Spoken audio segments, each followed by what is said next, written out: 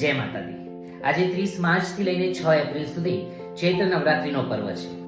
ભારતની અંદર 4 નવરાત્રીઓ ઉજવવામાં આવે છે: માઘ નવરાત્રી, ચૈત્ર નવરાત્રી, અષાઢ નવરાત્રી અને શારદીય નવરાત્રી. નવરાત્રી એ માના રૂપોને ઉજવવાનો પર્વ છે. દેવી, માં એ દેવી કે જેને પ્રકૃતિ ગણવામાં આવી છે.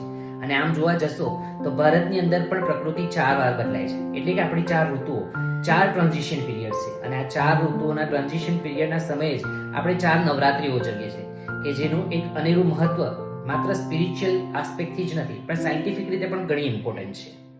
આ 4 ટ્રાન્ઝિશન્સ આપણને એક અનુકૂળ કન્ડક્ટિવ એન્વાયરમેન્ટ જનરેટ કરી આપે છે સાધના અને સ્પિરિચ્યુઅલ પ્રેક્ટિસિસ માટે. અને એટલે જ આ ટ્રાન્ઝિશન, આ પરિવર્તન ખૂબ મહત્વનું છે. અને એટલે જ બ્રહ્મ મુહૂર્ત અને સંધ્યાકાળનું પણ ખૂબ મહત્વ છે. સંધ્યાકાળ એન્ડ બ્રહ્મ મુહૂર્ત is also transition period, a transition of day to night and night to day. અને એટલે જ આપણા સનાતન ધર્મની અંદર આ બે સમયનો પણ ઘણી ઇમ્પોર્ટન્સ બતાવવામાં આવી છે. And that's why we celebrate 4 Navratri a year, જેમાંથી 2 ને ગુપ્ત નવરાત્રી કહેવામાં આવે છે. This Gupta Navratri is dedicated to 10 મહાવિદ્યા. આ ગુપ્ત નવરાત્રીઓ દરમિયાન 10 મહાવિદ્યાની આરાધના કરવામાં આવે છે, જ્યારે બાકીની 2 નવરાત્રીમાં માતા નવદુર્ગાના 9 સ્વરૂપોની આરાધના કરવામાં આવે છે. If you want to know the difference between 10 મહાવિદ્યા અને Navdurga, then stay tuned to my next video. જય માતાજી.